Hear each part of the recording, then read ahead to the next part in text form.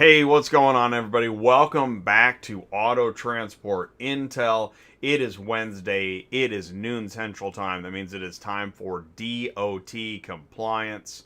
Thank you so much for joining us today. What we're going to do, as always, on Wednesdays is we want to help with DOT questions, MC authority questions, FMCSA regulations, DOT violations, whatever you've got, whatever you're dealing with.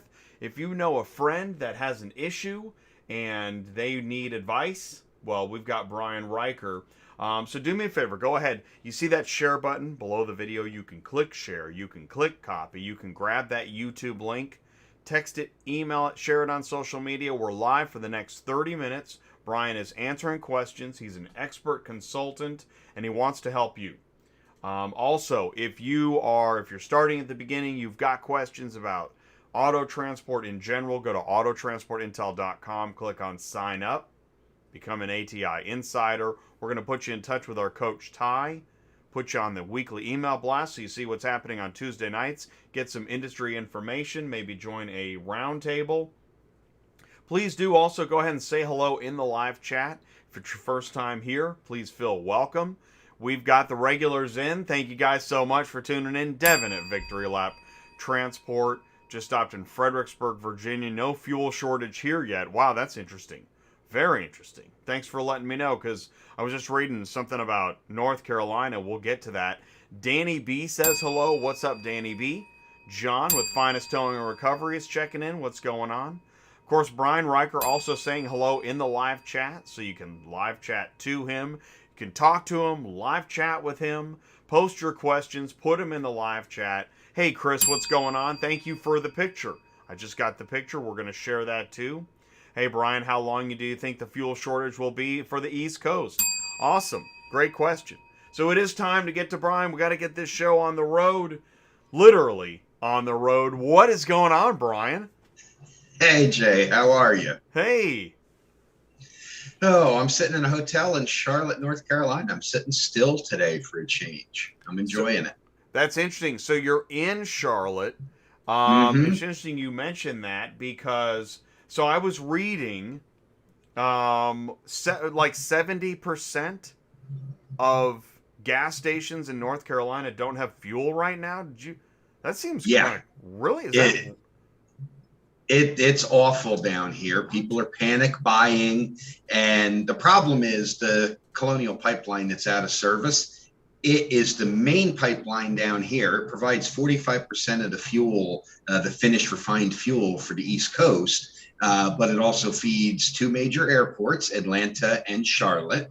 And down here, they don't have very many options to truck the fuel in. You get closer to the coast and you can bring it in by ship tanker, or you get up to the north end, the pipeline ends up in New Jersey, and we have other options within a couple hundred miles to bring it in. But right here, they're landlocked. We're in trouble.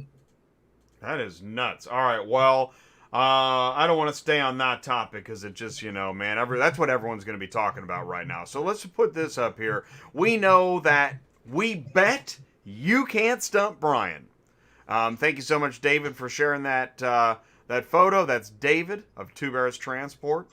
All right, so here we go. How's this doing? What do you think of this? What do you think of that beauty?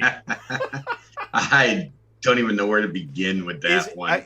Doesn't that pretty much sum up what like super truckers think of wedgies? Yes. But here, Chris just sent me this, and we talk about it like every week. How we doing? Oh, let's see. He really should move that load down to the bottom unless he's just getting ready to load or unload right there, because that's just a flip waiting to happen with the weight being all up on the top front of the trailer.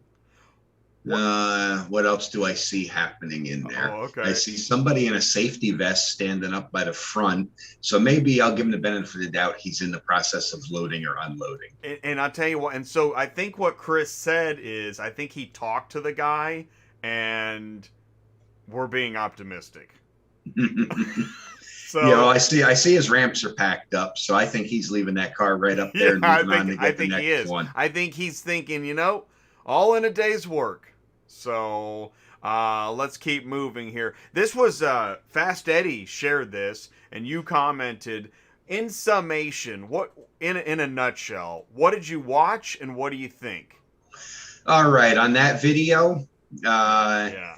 the officer was technically correct to pull someone over for a left lane violation, even though the truck driver was doing the speed limit. It's kind of nonsense, but I understand it. The theory is, even though the speed limit is 70, let's say, average traffic flow is probably closer to 75 or 78 miles an hour. If you're out in the left lane, people are going to do stupid, dangerous stuff to get around you. That said, the issue that Fast Eddie had was the introduction of cameras somehow magically causing an official to remember their ethical standards. I think a camera keeps all of us on edge, and so it makes us change the way we behave. That said, we're all human. We all have bad days. I'm going to chalk it up to this officer was having a bad day. The truck driver obviously is a little skeptical of law enforcement, and he said, I just want to make sure you don't shoot me. Yes, he did in the video. Oh my God. You know what? And the trooper was pretty cool given that comment. Yes, this could have been handled a lot better. It could have turned out a lot worse. It was. At the end, I thought the trooper did a pretty good job. Yes, I did too. At the end of the day, we all just have our own jobs to do, and we all want to go home safely. I will caution, though, it's not against the law to record law enforcement doing their job, but you have to pay attention to the rules of the state you're in. Some states do have restrictions on announcing that you're recording audio. They do have restrictions on what you can and cannot do with that audio and video you record. So again, just make sure that what you're about to do is legal in the state you're doing it in. It would be very hard to be enforcement, and so even though you've heard me weigh in, with my nonsense, I would not. Somebody's got to do that job, and I wouldn't be good at it. So, so kudos to that officer. We're gonna move on to the next one. This is interesting. I meant to share this before the road check. It's still interesting. This is a 2020 graph, but it's fascinating when you look at the map of intense enforcement. Sure.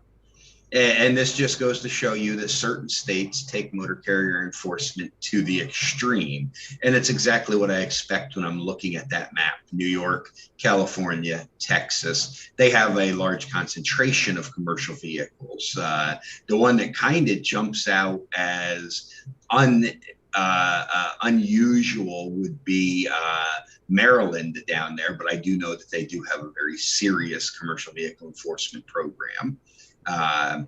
And it is nice, though, that most of the I-40 corridor and the rest of the states there are pretty relaxed. But yeah, this is interesting to know, and it definitely shows that there is a imbalance in motor carrier enforcement, because these numbers should all be equal since they broke it down per lane mile. That's the amount of lanes times the number of miles you have in your state. You should have a fairly equal enforcement level, but as we can see, we don't. There are some states that are very intense. Let's see here. I just found this interesting, talking about facts of FMCSA Off-Site Audits. Anything to add here? Not really. The off-site audit is becoming the go-to for FMCSA. I think that they're actually a little weak in what they look at for an audit, that a on-site compliance review goes much more in depth. But the key to surviving these off-site audits is only give them exactly what they're looking for. The email will be very specific. They're going to ask for very specific portions of your driver qualification files, your ELD records, your maintenance files, drug and alcohol, etc. Only give them what they're looking for. Never volunteer more information, because that's where you get in trouble. If you give it to them, they can use it against you. If you only give them what they're looking for, they're going to look at it. If they have questions for clarification, they'll ask follow-up questions. The off-site audit is a fairly simple process. I love what you just said. Because I love to think about, this is not legal advice, but we're talking about when you have a legal question pending. Yes, only answer the question. Do not add extra information. We know people get nervous and they get talkative and they want to put people at ease. But then you say something, man, I'm sure glad you didn't come by last week when I was drinking heavy.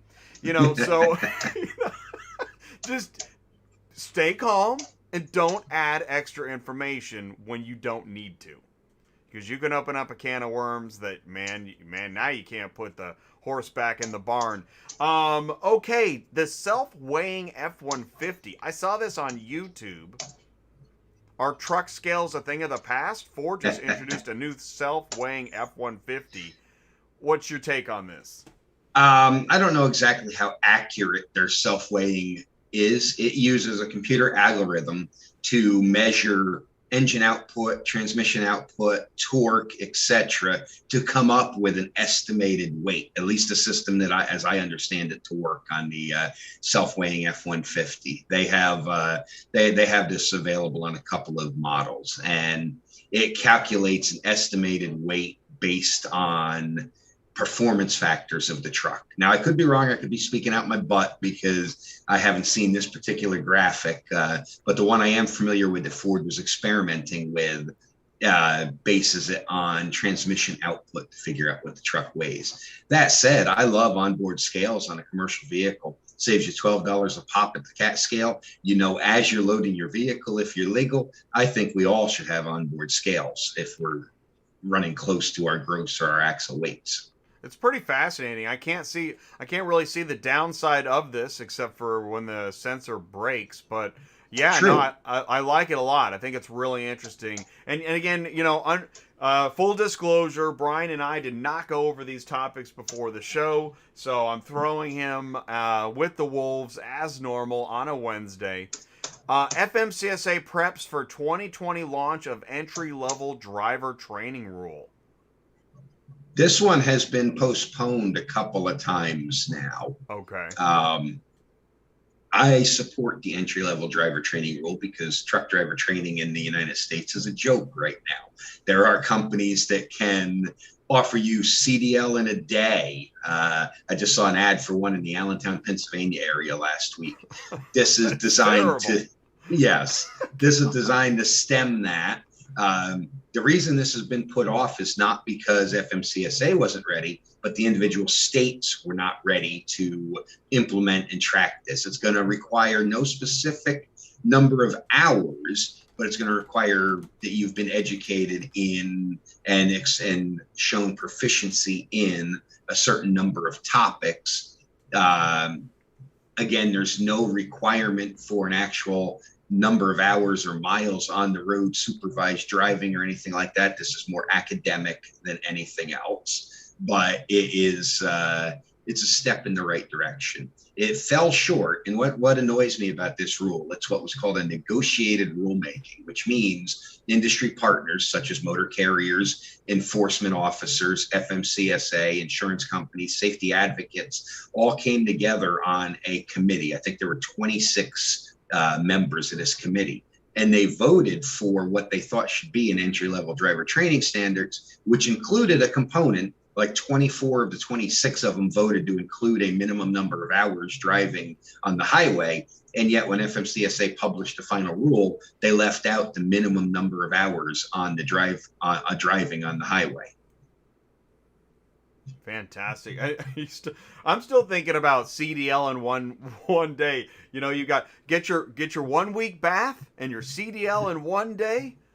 And yeah, man, this is fantastic. Yeah, there was a company in Allentown, Pennsylvania that's a third-party tester, and it drives me nuts because it takes away the legitimacy of the third-party examiners. But if you come to them with your learner's permit, you'll go through a short training class in the morning, and you'll take your official road test in the afternoon and have your Class A CDL.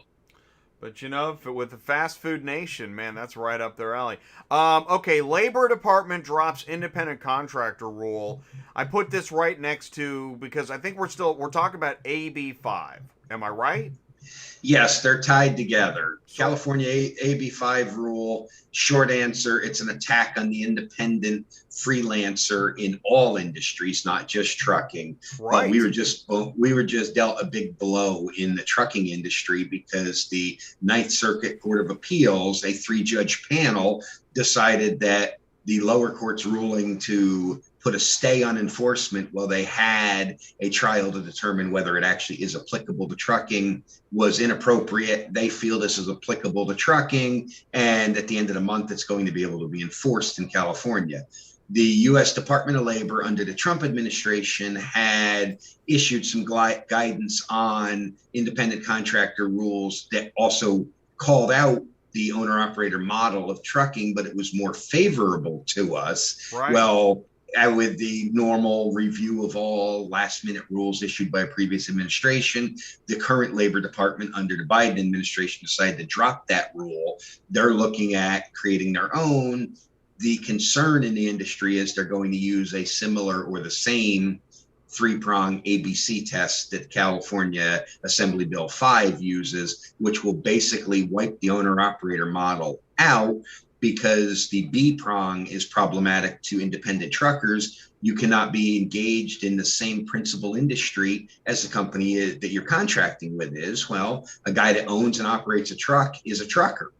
Even if he's leasing on to somebody, they are a trucking company. If they own and operate their own trucks, well, then you won't be able to lease on to them. We're probably going to see a throwback to the old owner-operator model for union carriers, where you're paid a lease payment for the truck, and then you're paid a W-2 check as a employee driver to drive your own truck. It has the potential to completely disrupt the current owner-operator model that we use in the United States. So, in your opinion, my understanding has been we're headed in the wrong direction. Are we, or are you in favor of this? I believe we're heading in the wrong direction. Okay. The intent is good here. California was intending to crack down on the abuse of independent contractors, like the port truckers that are misclassified as independents, the guys that hire someone on a 1099, control them like they're an employee. They have no chance of profit loss or bettering themselves. They're just looking to avoid workers' compensation insurance and payroll taxes. That crap needs to stop, because that is why they're looking at regulations like this, to try to stop it without fully understanding how it hurts. This affects, outside of trucking, this affects me as a freelance writer. I write for several trade publications, right, but I'm not an employee of any of them. It affects our friends that work in Hollywood. I have truck drivers that work for 3 different companies in one 8-hour shift because there's 3 transportation contractors on a set, but they're there with the union to drive the truck around. This affects them. This affects You couldn't even everybody. be a dispatcher, right? Even a Correct. dispatcher. That is an independent contractor of somebody. This is an attack on, like, entrepreneurism, isn't it? It's an attack on the gig economy. Unbelievable.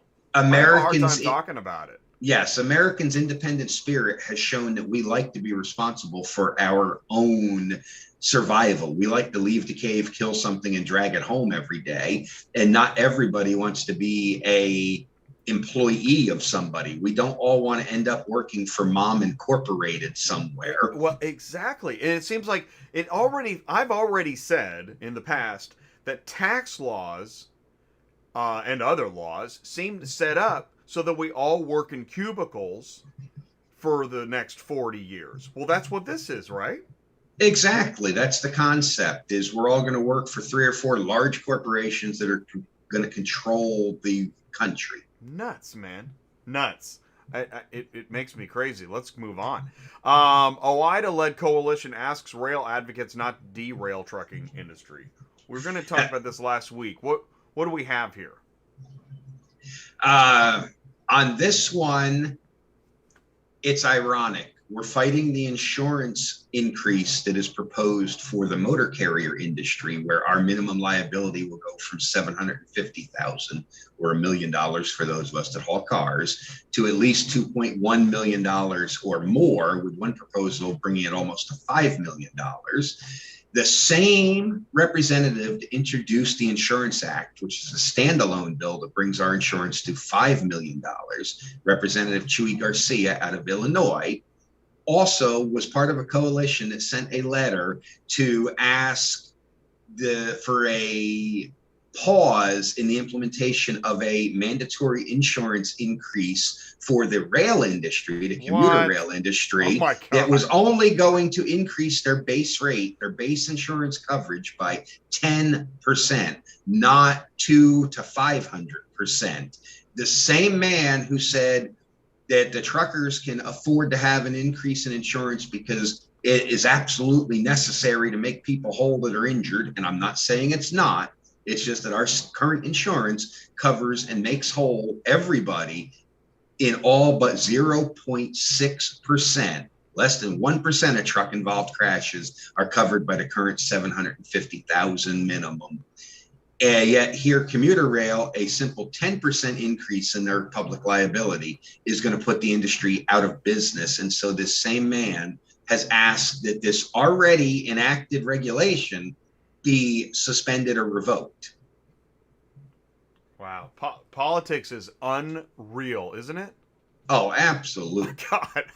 God. Okay. I want to get through this one because I got to get off politics. The real cost of trucking, although I'm sure this will lead us back to politics. But we have a lot, I dare I say the specter of expenses gets raised often. But right now, that with the fuel shortage, this seems like a great time to talk about this again. Help me out. Where am I going? All right.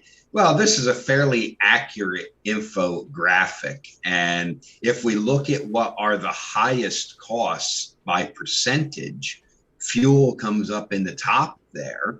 And fuel costs, well, we're kind of at the mercy of the fuel supply. We're at the mercy of the retailers and their profit margin and the taxes, with the taxes being the lowest component of a fuel cost. And the one area where I say that we should have an increase. People are going to want to shoot me, but our highway system is broken. We need money for infrastructure. The most simplest and equitable way to collect money right now is still the motor fuel tax. That said, fuel also is one of your more manageable expenses if you don't idle, if you drive with a light foot and don't go crazy, have a fuel efficient truck instead of necessarily the one that looks the best. There's a couple of options to manage your fuel. Driver salary right there is number 2 on the list. That one, there's nothing you can do about. We need quality drivers. We owe it to them to pay them fairly. I think drivers are still a little bit underpaid in this industry. Mm-hmm. Overall, when we look at this, the rest of the stuff are small percentages of your overall cost to operate the truck, but they all add up. And what this really shows, and this is a great way for you to educate your customers, especially those of you that have direct customers, that your rate is what it is because of factors beyond your control. The ever increasing cost of buying new equipment, the ever increasing cost of fuel, the amount of taxes that we pay to operate a truck on the highway. The number used to be thrown around that the average tractor trailer pays almost $17,000 a year in road use taxes. So there's a couple of different things to consider here. I like the way that this infographic is put together. It just made me think this should be like the placemat at every roadside diner. Yes, we need to educate the public. This is something that that'd be awesome, and give kids crayons where they can, fill in the. That'd be amazing. This is something we should be sharing on social media for our friends outside of the trucking industry. Mm-hmm. Trucker owner operators are very aware of what their costs are, but the general public is not. This is definitely something we should be sharing with the public. That fuel percentage really is pretty staggering. The longer I stare at it. No wonder John at Finest Towing, he always wants to talk about fuel. Sure. I mean, that makes sense. It is really, Wow, that is one heck of a. Because then I also was thinking like the real cost of a household. You think about Hmm. everything that goes into, right? Your electric and your power and your gas and your mortgage and taxes. This is really, really helpful. And we were talking about price per mile last night with Superflow systems. When you're booking loads, however that's another thing too. It doesn't matter how you calculate it, whether it's price per mile or you look at your cost structure. Just in general, knowing where every portion of the dollar you earn, in rough, those percentages, where it goes, what you need it for. Absolutely. You can't run an effective business if you do not understand your true cost. And by that, I mean everything. As small business owner operators, we tend to spend the business money as if it is our own while we're out on the road. And what I mean by that is we might buy something that we use for the truck, but we're also using the truck for our personal use. So some of the fuel we bought for the business ends up driving us home or whatever. It's really bad in some cash industries where I know guys pay their cell phone bill and everything else by the business. They don't take that into consideration that is a real household cost as well. So ultimately, we just need to know where every penny comes from, where every penny goes, so that you can effectively set your rate. Because how are you to know that you're actually getting a profitable rate if you don't have all the information? It's funny too is that I kind of rail against videos that show like somebody with like a fan of money and talk about how rich they're gonna get. I literally got an email the other day of a guy that he's got content, he's been doing a long time, and he's holding a fan of money, and I thought, why you're doing just as much damage as the guy that's top loading on his Amen. pitch. Hey, before, because we're almost out of time Yeah. here, we had one DOT question in the live chat. I answered it, but I want to answer it for our podcast audience that isn't reading the live Thank you. Great. chat. Danny B asks if an ELD must be mounted and in sight of the driver, or if it can be hidden, mounted or hidden somewhere. The answer is your ELD device must be mounted firmly and within reach and sight of the driver while they're seated in the driver's seat wearing a seatbelt. If not, it is a DOT violation. And that's one of their low-hanging fruit that they'll go for, since they can't catch us on your handwriting's too hard to read or you drew the line a little crooked on paper logs anymore. They'll look for the other minor compliance issues. So yes, your ELD must be mounted and visible to the driver while he is in the driver's seat. And it's a really good question, and I'm really glad that you said that for the podcast audience, because it is. I mean, I could see. In fact, I think that there were ELDs like that. Some are attached by a dongle, and maybe you'll stick that in the. I don't know. Well, that little dongle plugs into your data port, your CAN bus or your OBD2 port under the dash. But the device that you interact with, your cell phone, the tablet, the screen, that is what the regulation concerns. So this is where if you're using it on your own personal cell phone, which there's nothing illegal about that, it can connect via Bluetooth to your cell phone. Your cell phone must be in a mount somewhere on the dashboard. And remember, if you're going to mount on the windshield, you can't mount to the bottom side of the windshield, because that's another separate DOT violation. Anything attached to your windshield must be above the AS1 or ASL, I forget what it is, but no more than 6 inches down from the top of the windshield. If it's mounted to the dashboard, you're fine. So with that said, if you're using your personal cell phone, remember, you can't just throw it on the seat in your shirt pocket or in the holster on your belt. It has to be in a dash mount while you are using it as an ELD, which is another reason why I don't recommend using your personal cell phone as the interface for your ELD. Right, man. Separation of church and state. But that is another topic and another show entirely. And I know that we're out of time. So, Brian, I want to thank you once again. This has been another great show. And what I did too in the live chat is I just shared, I found an ELD FAQ PDF, because we love anagrams. So you can click on that in the live chat. Also, if you need Brian's help, and I highly suggest, carry his phone number around, his email address, photos, maps, and slide rules, and have the information to contact Brian in case maybe you end up at a scale and you don't have the answer, or you don't have your camera on and you're not recording and you need help, you need a phone call. Contact Brian because he wants to help you. And he also, that's right, on air at YourDOTGuy.com is a great email address. And we lost Brian's audio. You're back? No audio? Cut. Okay, well, you know what? But that's okay because we're going to end. We're going to end this show. Maybe Brian's headset knows that the show is over and we're going to go. So, now he hears me. Now you're back. Now we're back. And we're back. All right, so you know what? This is a great way to end the show. Auto Transport Intel, DOT Compliance, Take 2. And I really appreciate it. Thank you so much, Brian, for another great show. This is a lot of fun. You're welcome, Jay. Reach out to us on air at YourDOTGuy.com. On air at YourDOTGuy.com. Happy to help you. And if you comment in the videos, more and more, I've been sending Brian, if you comment on any video with a DOT compliance or equipment question, I'm going to send you over to Brian. Brian, thank you for being so helpful and answering all that stuff. I really appreciate it. You're welcome, Jay. Thank you, everybody. Take care. Okay, you guys take care. Have a good week. Join us tomorrow on Dispatching Live. Thanks so much. Peace out, and we'll see you soon.